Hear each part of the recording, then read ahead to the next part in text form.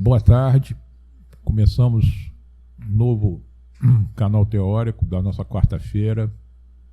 Um prazer gigantesco e uma honra ter convidado meu amigo e um grande médico dessa cidade, Dr. Evandro Tinoco.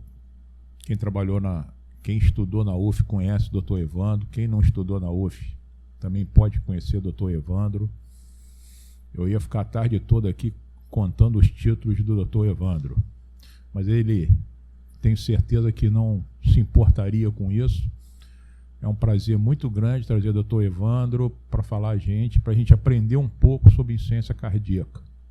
Eu acho que é uma patologia importante nos módulos e tenho certeza que vocês vão se presentear com essa aula. Dr. Evandro é um médico muito conceituado na cidade, um professor, didata, e é uma honra muito grande poder contar com o Dr. Evandro aqui na nossa conversa do nosso canal teórico. Muito obrigado imensamente da presença dele aqui hoje. Primeiro, a honra é minha, né? Na realidade, a atenção primária, né, para mim, ela é absolutamente motivo da gente se curvar para vocês, não é? Porque seguramente a atenção primária é a parte mais importante da medicina. Eu trabalho, não é, num centro que é o Hospital Universitário Antônio Pedro. Eu sou responsável pela pós-graduação e, obviamente, a gente tem um papel, né, de impacto social hoje da pós-graduação. E o impacto social é devolver, né? Devolver aquilo que a gente aprende com vocês e aquilo que a gente estuda e pesquisa, né? A minha trajetória, eu me formei na UF em 83. Naquela época a gente vivia, né, uma grande discussão, que era mudar o currículo, né? E o currículo foi mudado, né? O professor Santini liderou a discussão.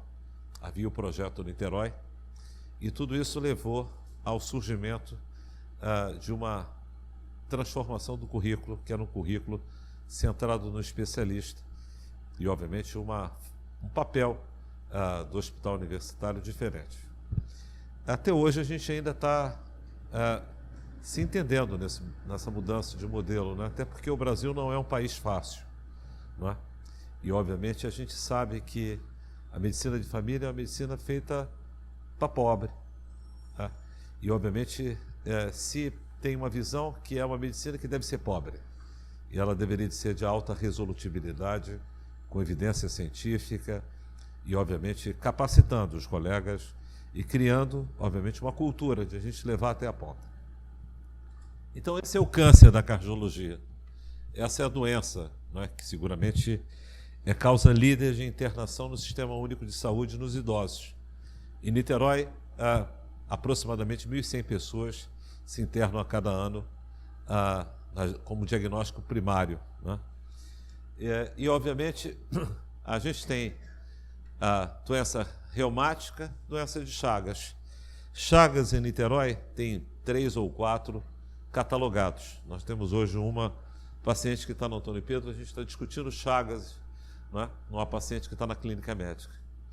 E, obviamente, nos Estados Unidos e na Europa, ela causa 1 milhão de internações e é uma causa importante, né, porque é uma doença que comete pessoas numa fase final de cardiopatia, principalmente ligadas ao envelhecimento. Essa é uma doença, né, que, na realidade, é uma internação sensível à atenção primária. Assim como é a hipertensão, assim como é infarto, assim como é AVC, que são as doenças do aparelho cardiocirculatório que matam, né, aproximadamente 33% dos brasileiros. E a gente tem, na insuficiência cardíaca, a primeira definição, que é uma doença progressiva e fatal. Quem tem insuficiência cardíaca vai se deparar com a morte. E por isso que a gente precisa de cuidados paliativos.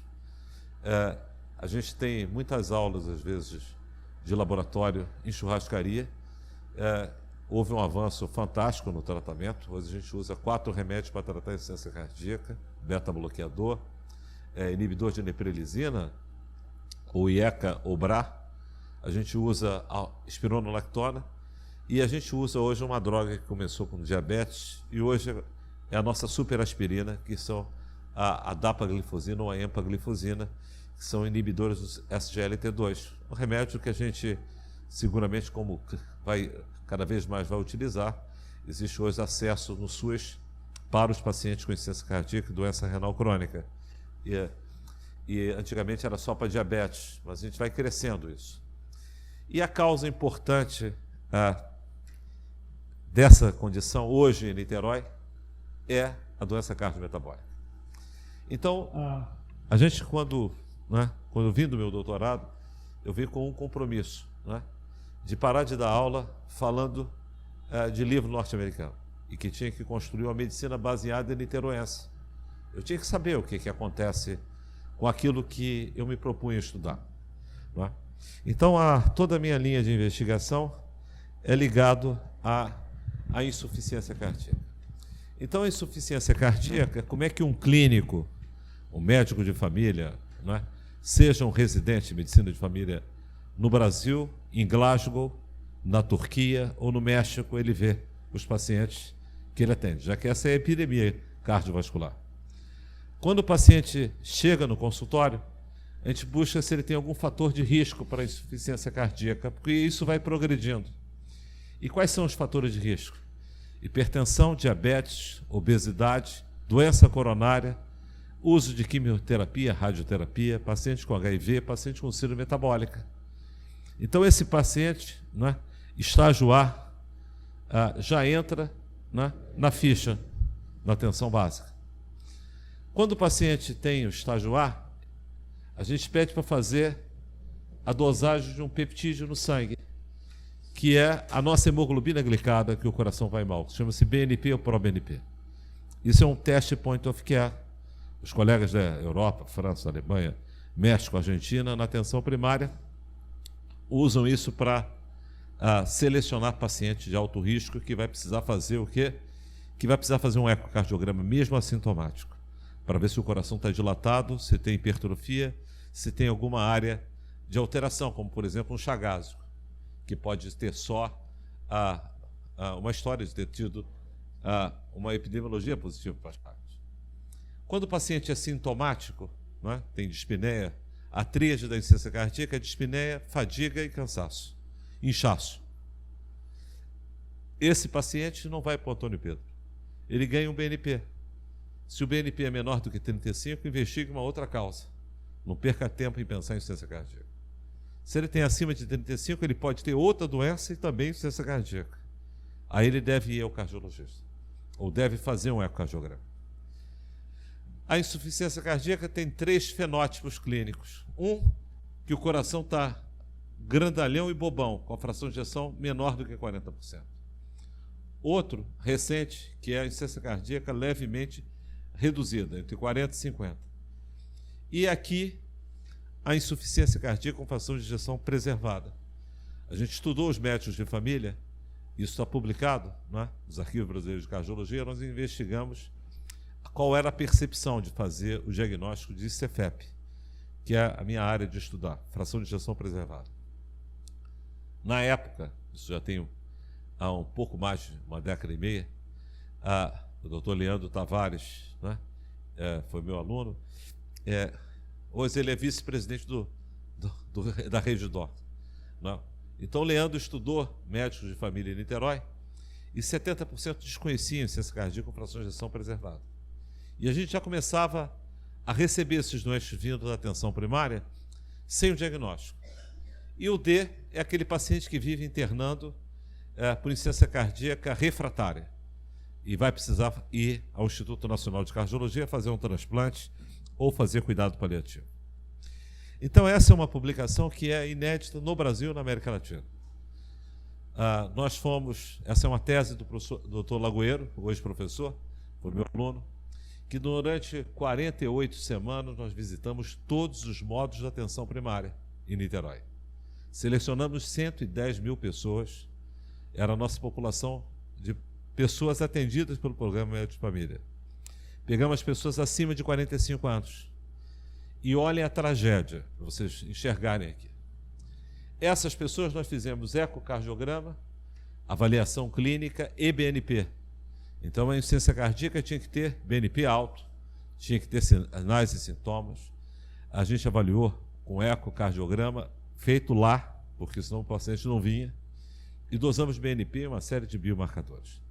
A professora Maria Luísa foi a pessoa que ajudou a gente a desenhar, uma grande epidemiologista.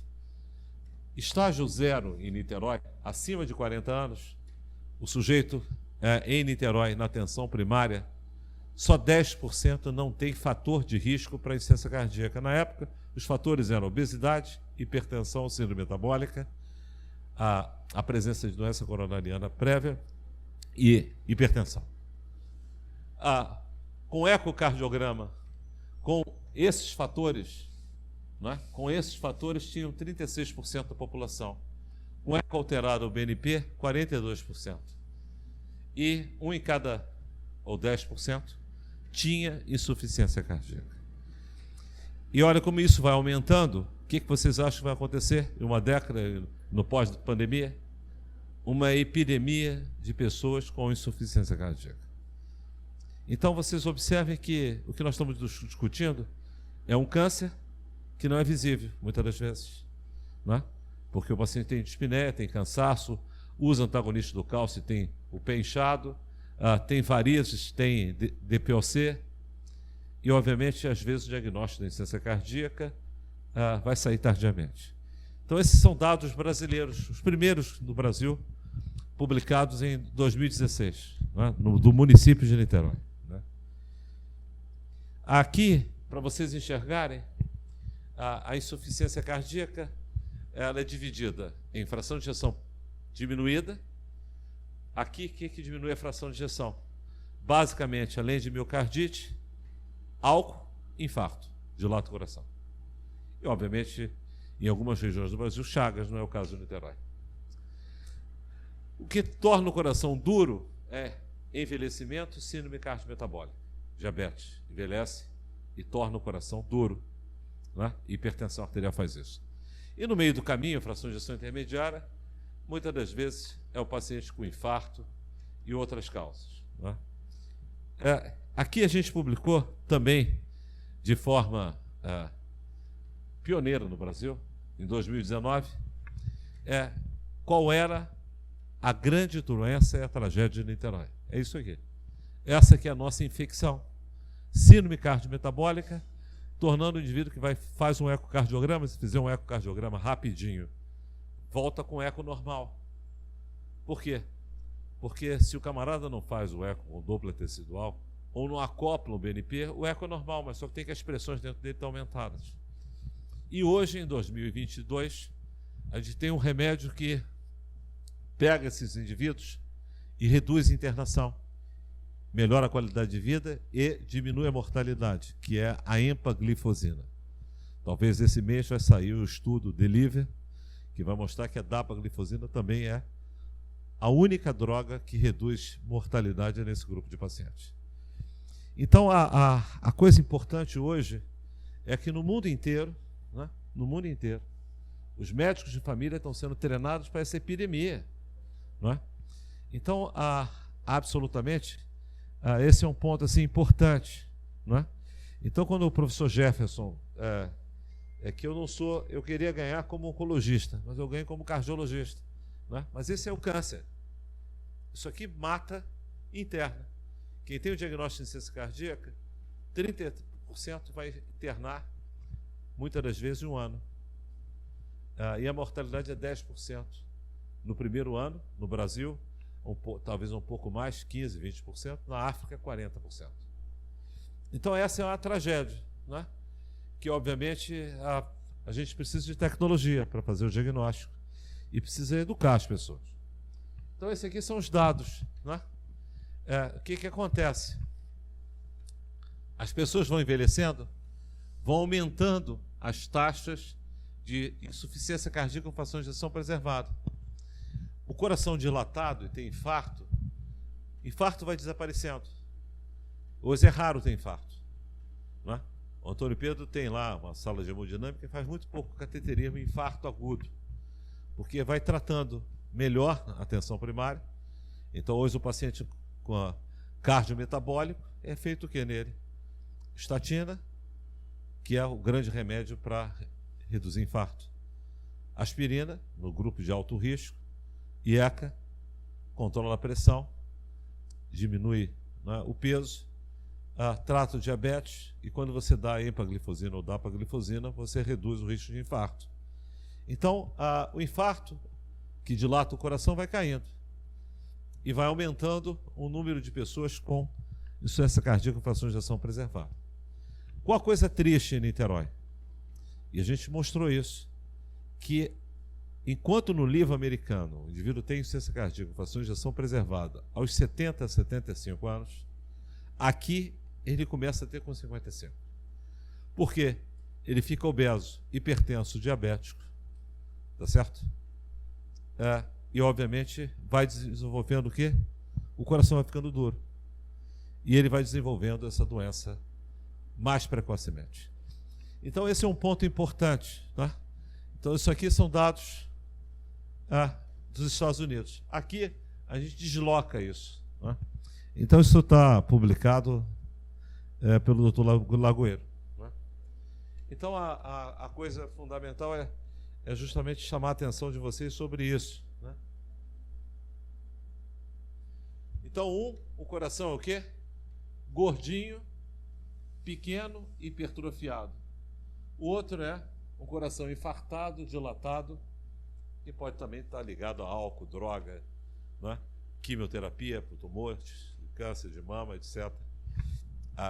Mas, ocasionalmente, o coronavírus faz isso. Ocasionalmente. Dilata cronicamente. Eu vi poucos doentes assim. Mas esse é o modelo. Chagas faz isso aqui. Então, a primeira parte para provocar vocês é que eu construí esse conhecimento com quem? Com os médicos de família. Com vocês. Todos esses dados depois voltaram na professora Deise, da enfermagem. A gente mandou todo esse material desses pacientes, desses 600 pacientes que foram selecionados. Existe um roadmap, né, da World Heart Federation, esse é um paper, para justamente a gente poder identificar quais são os gargalos para poder melhor cuidar os pacientes.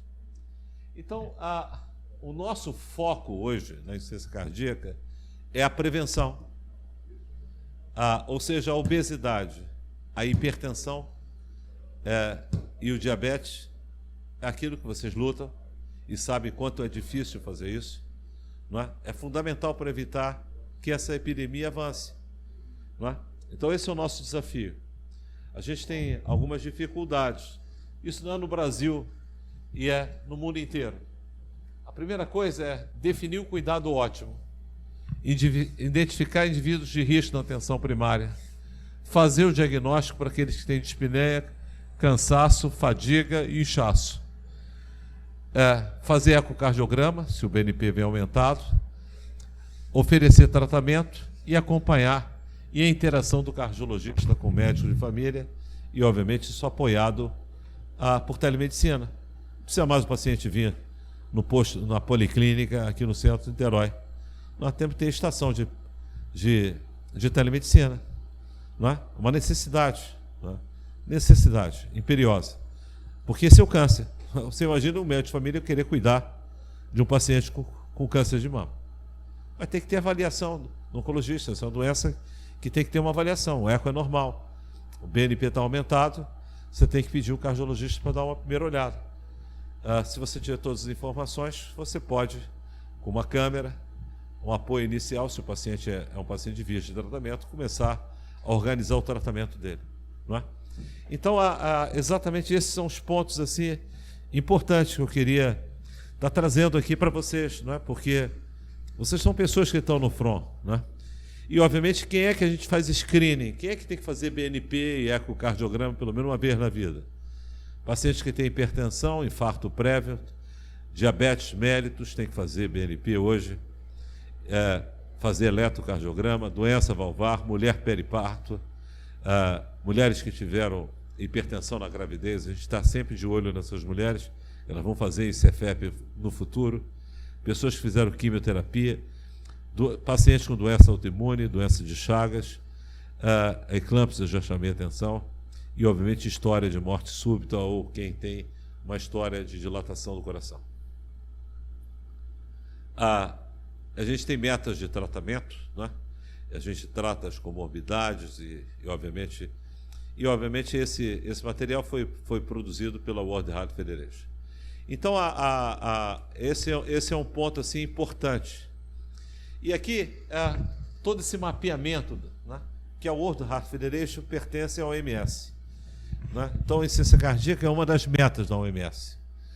E o Brasil tem uma responsabilidade que é reduzir aquilo que vem aumentando, que é morrer por doença cardiovascular ou cardiometabólica antes de 70 anos. Né? Isso é inaceitável, isso vem crescendo.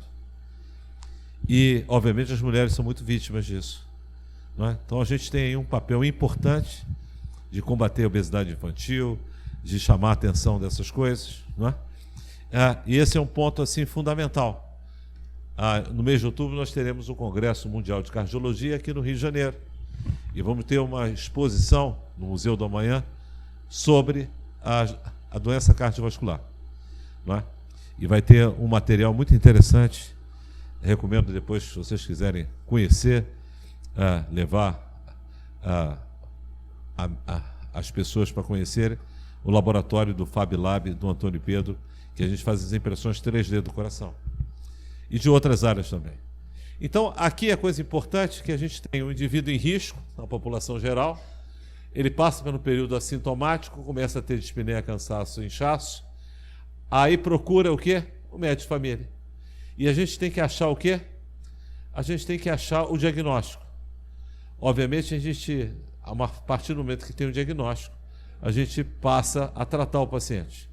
Obviamente, existem determinantes sociais de saúde que vocês conhecem, os hábitos de vida, hábitos alimentares, os impactos dessa doença, a vacinação é fundamental nesses pacientes e a proteção com Covid. E uma vez que esse paciente tem o diagnóstico, idealmente, a gente deve ter uma avaliação presencial por telemedicina. E, obviamente, existem serviços especializados que podem precisar colocar marca-passo, desfibrilador, transplante, e aí, obviamente, a gente tem que estar atento a isso. Então, essa é a jornada que a gente tem para melhorar. Né? Então, nós temos um ponto assim, importante para melhorar esse contínuo de cuidado na insuficiência cardíaca.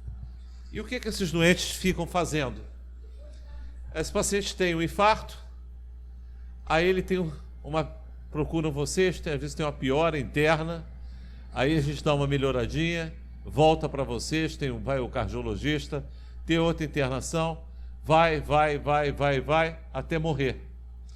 Isso aqui, quando o paciente tem a primeira hospitalização, 50% morrem em 5 anos.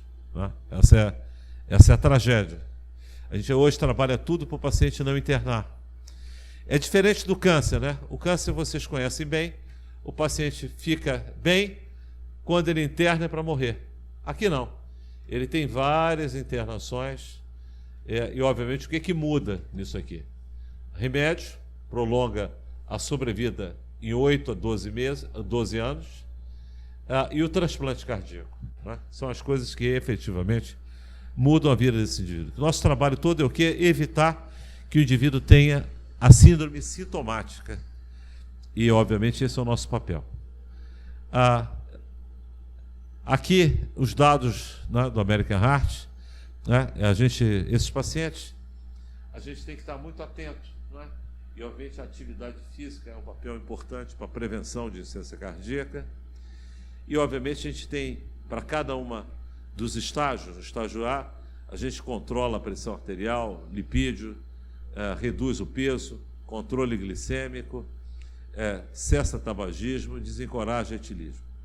Estágio B, a gente já inicia IECA, beta-bloqueador, e se o paciente tiver a presença de diabetes, a gente já inicia empaglifosina ou dapaglifosina.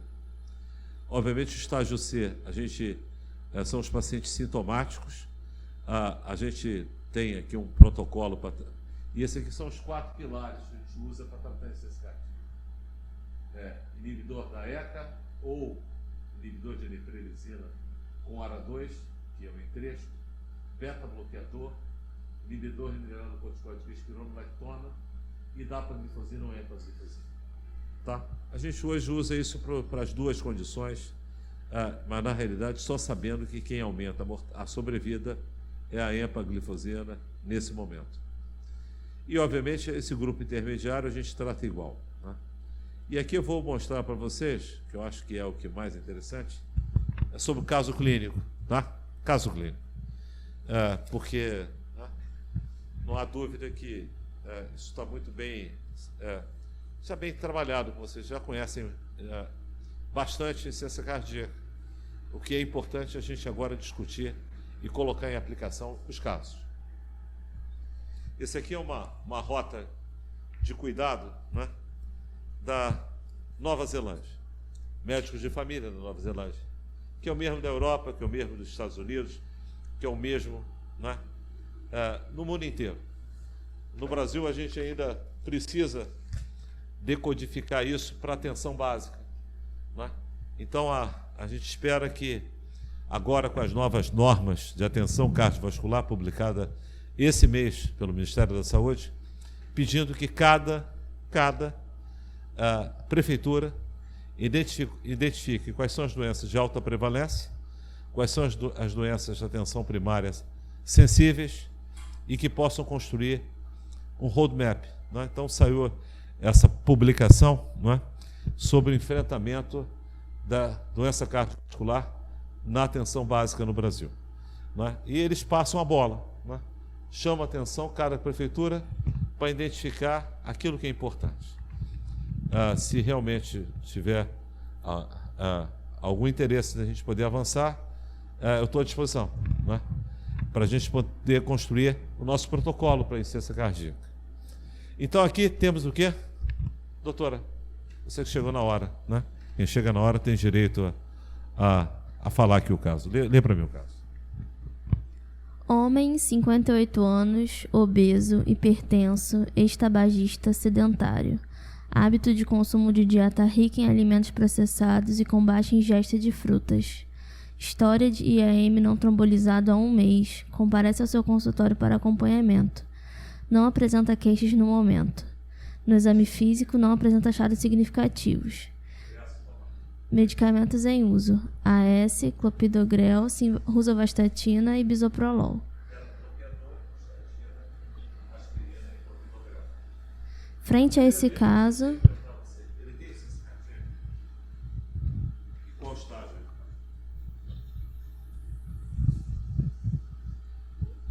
Então, esse paciente, eu sei que ele não é o quê? Não é o C nem o D. Ele é o paciente A ou B. Aí eu preciso fazer o quê? Aqui um ecocardiograma, né? Para ver o quê? Se aquela área de infarto, né, dilatou o coração, né? Ou ele tem uma fibrose no coração. Ok? Então, essa é a coisa importante, né? Que a gente, quando a gente olha para todo paciente, porque a grande causa de insuficiência cardíaca em Niterói é o quê? Hoje é a doença isquêmica. O camarada que teve infarto prévio, né? E aí foi feito um ecocardiograma. O que tinha aqui, doutora?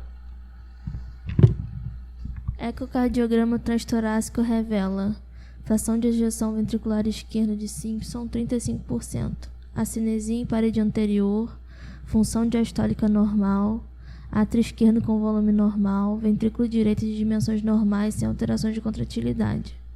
Conclusão: insuficiência cardíaca estágio B pós-IAM. Ok. Bem, e aí?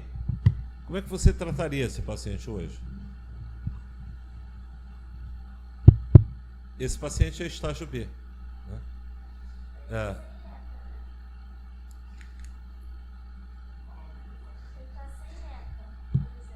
Aqui o que ele tá faltando para ele? Brilhante. Brilhante, doutor. Aqui é fazer IECA ou BRA para ele. Se ele fizer tosse, faço o BRA. Tá? E obviamente, esse... vale a pena eu estar acompanhando para ele o quê? Sintoma. E eu estar acompanhando o quê? A hemoglobina glicada dele e a glicemia.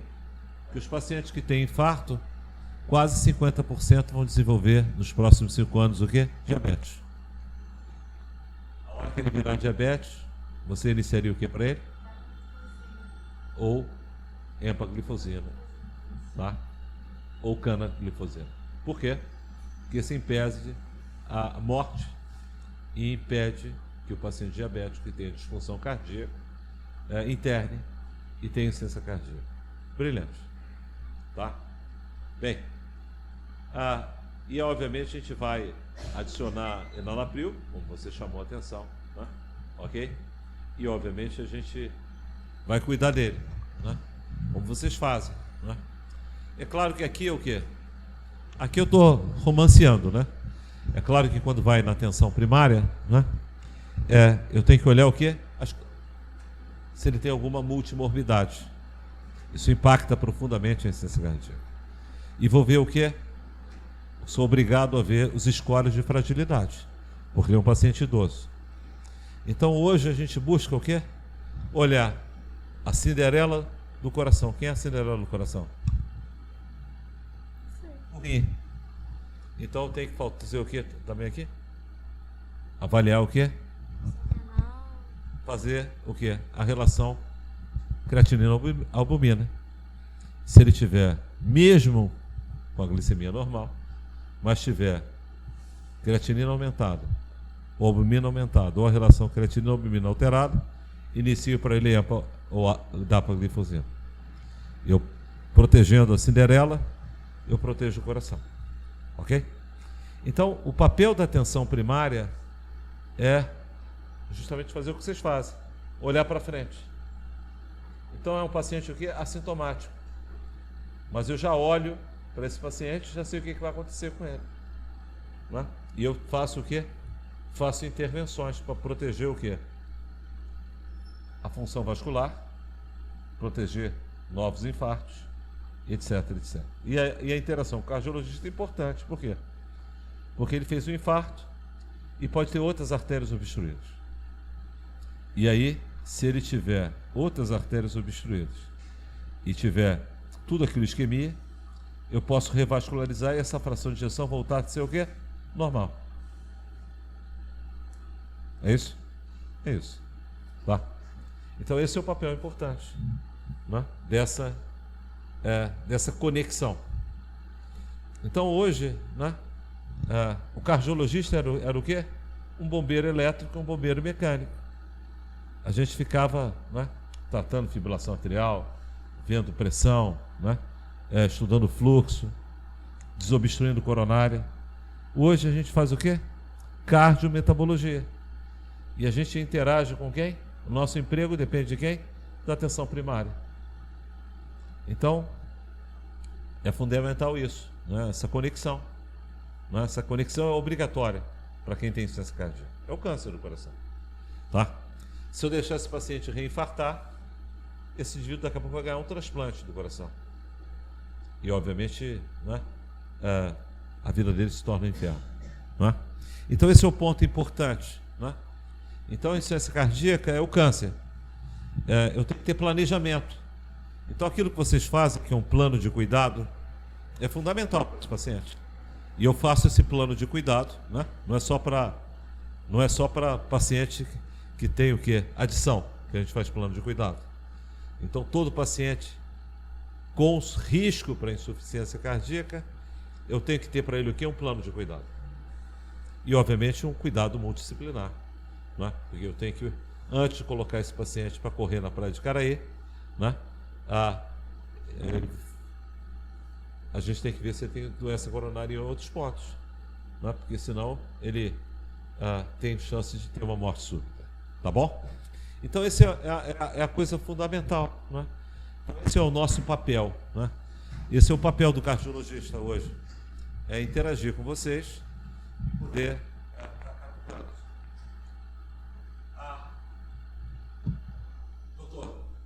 faz favor. Eu queria que você agora lesse o segundo caso. Mulher, Sim. 62 anos, obesa, hipertensa, diabético, comparece para consulta no médico de família com queixa de dispneia aos pequenos esforços. No exame físico apresenta B3, sem outros achados significativos, em uso de clortalidona. Aqui, na realidade, a gente era romântico na cardiologia, né? A gente achava que B13 ia marcar disfunção sistólica, B4 disfunção diastólica. A gente hoje, a gente vai cada vez mais levando para a atenção básica o quinto pilar, que é fazer o ecocardiograma com o smartphone. A terceira bolha não é o que define, né? Porque hoje a capacidade de distinguir terceira bolha e quarta bolha caiu muito, né? Mas, de qualquer maneira, essa pessoa, o que ela tem? Tem dispneia. É um dos triggers. Há 5 causas para dispneia nessa paciente. Vamos lá. Presta, senhora. 5 causas.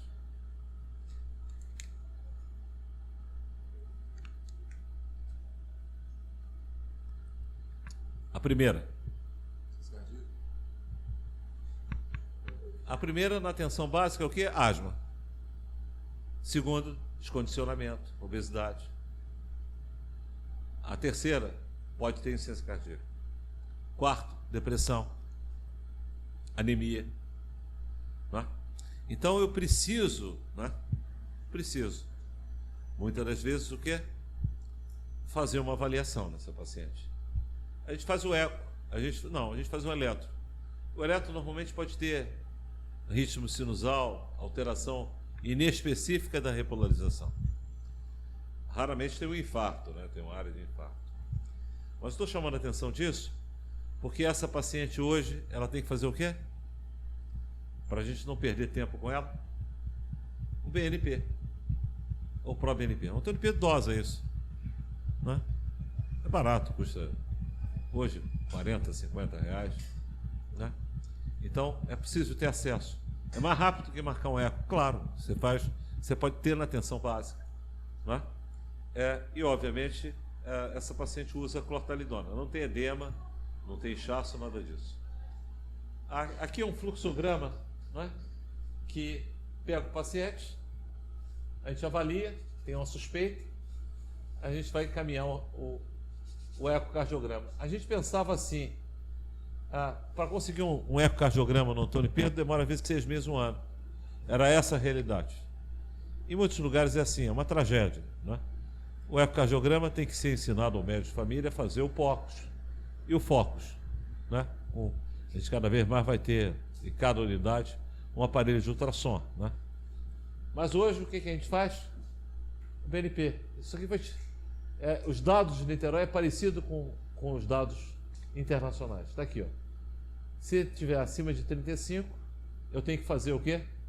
O ecocardiograma. Se for abaixo, tem que buscar uma outra causa. Então esse é o ponto importante que eu estou colocando aqui para vocês. Esse caso 2, não é? O que aconteceu? O raio-x de tórax era normal, o eletro tinha um aumento do lado esquerdo por ter uma hipertensão. Pode ser uma coisa que dilata o lado esquerdo. A fração de ejeção é normal, tem uma hipertrofia, pode ter uma hipertrofia e não ter insuficiência cardíaca. Tá? Então, o que acontece? Eu obrigatoriamente tenho que fazer uma coisa importante. Eu tenho que fazer um BNP para essa senhora. Né? Essa é a realização aqui de um BNP, né? E digamos que o BNP aqui seja de 300, 400. Mas, professor, será que se eu não tiver o BNP, com isso aqui, já dá para suspeitar e iniciar o tratamento? A resposta é sim, é o que eu tenho. Então, esse coração não é normal. A fração de ejeção é normal, tem hipertrofia ato esquerdo, que é hemoglobina glicada no coração. Ok, inicie o tratamento para ele. Aqui, eu, obviamente, controlo a pressão arterial e vou iniciar hoje, 2022, uma glifosina, que é um medicamento que melhora sintoma reduz internação, melhora a qualidade de vida e aumenta a sobrevida.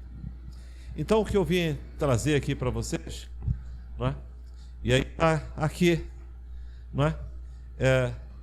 Justamente esses pontos, não é? Para poder ajudar o Dr. Jefferson na formação de vocês, não é? Então, se vocês precisarem de alguma coisa, podem me procurar no Antônio Pedro, né? Estamos lá para ajudar vocês, né? E, obviamente, a gente, com a doutora Verônica Alcoforado, a gente tinha muito contato, interagia muito com vocês na atenção básica, recebíamos vocês lá para discutir os casos da cardiologia e estamos sempre disponíveis a vocês. E esse aqui da Sociedade Britânica de Insuficiência Cardíaca, destinado aos médicos de família, como fazer o diagnóstico e quais são os recursos que a gente usa para a epidemia de Cefep. Lá eles têm uma vantagem, né, como tem os americanos. Eles têm as enfermeiras especializadas em insuficiência cardíaca.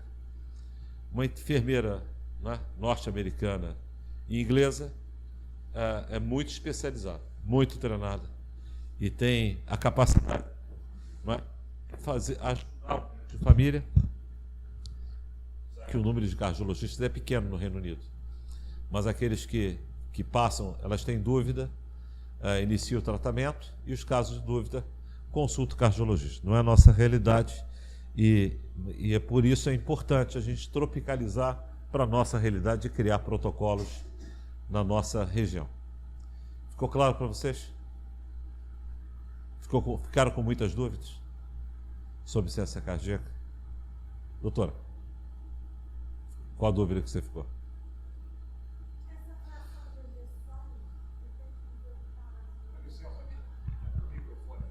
Sim.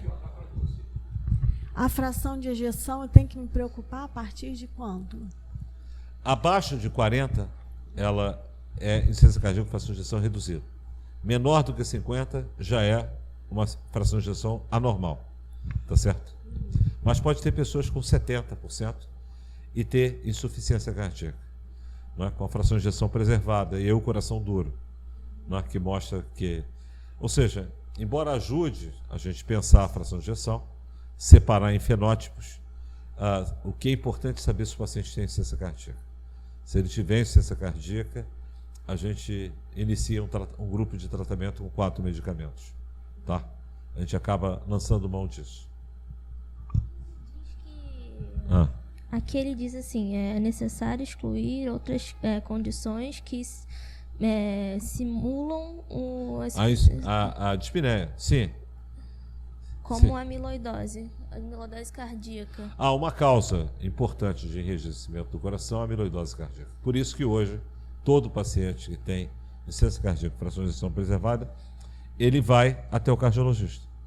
E aí o cardiologista vai ver se tem amiloidose. E a gente tem uma epidemia hoje de amiloidose em Niterói. Tem muita gente com amiloidose. Meu pai. Muitas das vezes sem diagnóstico. Não é? E a gente tem na UF uma pessoa que é profundamente estudiosa, que é a doutora Diane. Não é? Então a amiloidose cardíaca é uma doença que pode ter um componente oncológico, a forma L da amiloidose, e uma forma senil, e uma forma por uma variante, frequentemente por famílias portuguesas, que é uma forma que eles conhecem muito. Tá? Jefferson, conseguir atender aí a necessidade sua. Evandro, queria fazer uma pergunta. Eu, como coordenador lá dos meus alunos, e lá nos módulos em que eles, na verdade, fizeram o diagnóstico de insuficiência cardíaca, eles têm, acho, uma certa dificuldade, talvez, de pedir um ecocardiograma que talvez vai demorar um pouco. Eu queria ouvir um pouco vocês ou não?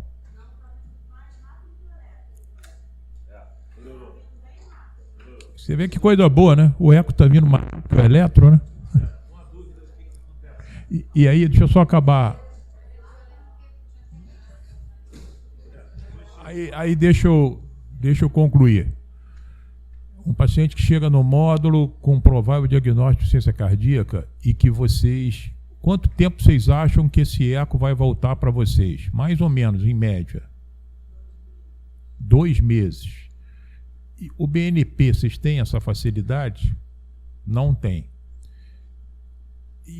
E aí, Evandro, eu pergunto para você, é uma pergunta difícil, né? Lógico. É aquele negócio das 2 medicinas que a gente conversou anteriormente. O que os colegas poderiam fazer para esse paciente que eles estão suspeitando de insuficiência cardíaca e que tem um eco que vai demorar 2 meses para eles concluírem e um BNP que eles vão ter uma certa dificuldade de achar? O que eles poderiam fazer? Correr para o cardiologista também vai demorar um pouquinho a eles agendarem uma consulta. Desculpe essa pergunta desagradável, mas o que você poderia optar para eles? Na realidade, a gente tem que melhorar o sistema, né? E temos que criar mecanismo para fazer o BNP ou o pró-BNP e o ecocardiograma. Quando a gente não tem isso, né, e o paciente está cansaço, tem dispneia, etc., a gente faz o teste do diurético. O diurético tem um papel importante para tratar o sintoma da insuficiência cardíaca. E a gente trata a pressão arterial. Então hoje, né, começar a furosemida, controlar a pressão arterial do paciente é a primeira etapa. Se o paciente perde peso, deixa de estar inchado, melhora os sintomas, e pedir um raio-x e um eletro, né? O eletro na insuficiência cardíaca, normal, 100% normal, ele afasta, quer dizer, sugere fortemente que não tem insuficiência cardíaca. Mas tem que estar 100% normal. Alguém tem que assinar eletro normal. Não que tenha alteração inespecífica da repolarização, aumento do lado esquerdo. O eletro normal ajuda muito a afastar. Um raio-x absolutamente normal também corrobora para afastar. E, obviamente, como a gente às vezes tem que tratar, a gente inicia diurético, furosemida, né? A gente começa a fazer furosemida e reavalia o paciente uma semana depois. Normalmente, o paciente com insuficiência cardíaca, ele perde, às vezes, 1 a 2 quilos, né? Desaparece o edema, melhora o cansaço, enquanto a gente está avançando na investigação, né? Então, a gente, né? A gente é médico, né? Tem que ser pragmático. O sintoma da insuficiência cardíaca, seja o coração dilatado, seja o coração duro, é decorrente de acúmulo de sal e água, que é sensível ao diurético. Então, os sintomas da insuficiência cardíaca é o quê? O inchaço, a falta de ar, é pressão elevada dentro do coração, né? Começando a fazer 40 miligramas 2 vezes ao dia de furosemida, né? A tendência desse paciente é ter uma melhora. A tendência desse paciente, tá? É claro que, né, pode ser uma doença renal crônica, pode, né? Mas aí também vai melhorar também, né? Ou não vai melhorar nada, porque pode ser que o grau da doença renal crônica seja tal, mas te dá um tempo. E, obviamente, se o paciente não melhorar, explicar a ele, olha, se esses sintomas não melhorar em 3 dias ou agravar, não tem jeito, tem que procurar uma emergência, né? Aí não tem jeito, a gente vai precisar acelerar exames que tem nas unidades hospitalares, minimamente um ecocardiograma e uma dosagem de BNP.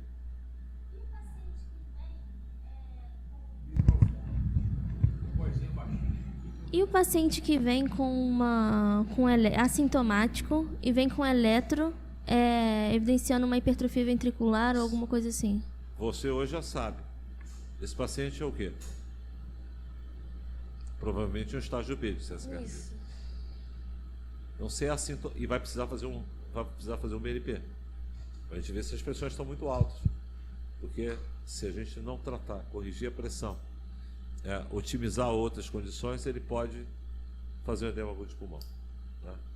Então a gente vai estar se cercando, né, de atenção nesse paciente, tá? Ok? Ficou claro para vocês? O estadiamento ajudou? Estágio A, B, C, tá? O D é aquele que vive reinternando. A gente acabou não tendo aqui em Niterói. Você perguntaram por que não tem? Porque provavelmente esse paciente está tão grave que não quer sair de casa para ir no posto. Isso foi aos sábados que a gente fez. Ou ele está internado. Né? Então esse é um ponto assim, importante. Né? Uma fragilidade da nossa pesquisa, que nós não encontramos estágio D. Mas provavelmente a gente, né, talvez estivesse no lugar errado. Né? Porque a gente pediu para os pacientes irem até o posto no sábado. Né? E o paciente que vive reinternando, ele está grave, está cansado, está exausto, não quer participar de pesquisa. Né? Mas não quer dizer que não tenha, né? Tem 1.100 pessoas internando. Então esse é um ponto importante. Então, para mim foi uma honra e um privilégio estar com vocês. Espero que tenha trazido para vocês um estímulo para estudarem ciência cardíaca. Né? Esse é o câncer da cardiologia em Niterói. Né? Então, a falta de ar, inchaço, dispneia, a gente pode pensar em asma. Ok.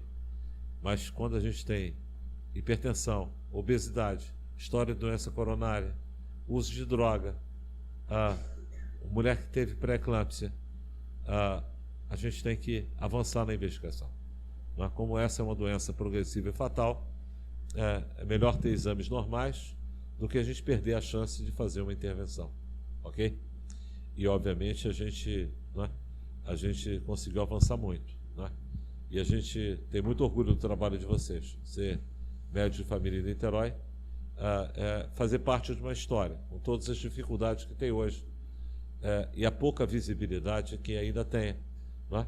Porque, na realidade, ser pagodeiro em Niterói tem mais visibilidade do que ser médico de família. Mas o impacto, né, sobre a saúde das pessoas.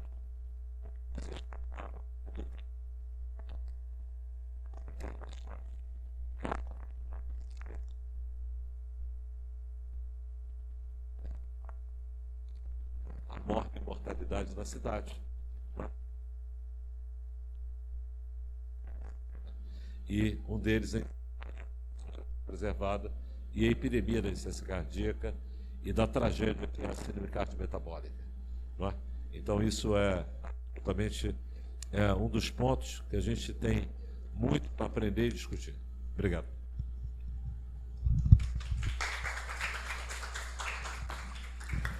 Quero agradecer imensamente, novamente, doutor Evandro, professor. A presença dele aqui foi muito importante e tenho certeza que chamaremos novamente e brevemente ele retornará para apresentar essas belíssimas aulas. E aproveitamos, eu como neurologista, sabia pouco de insuficiência cardíaca, já estou dando a minha tocada hoje e já certamente, antes de ir para o cardiologista, já vou começar um diuréticozinho para ele. Muito obrigado, Evandro.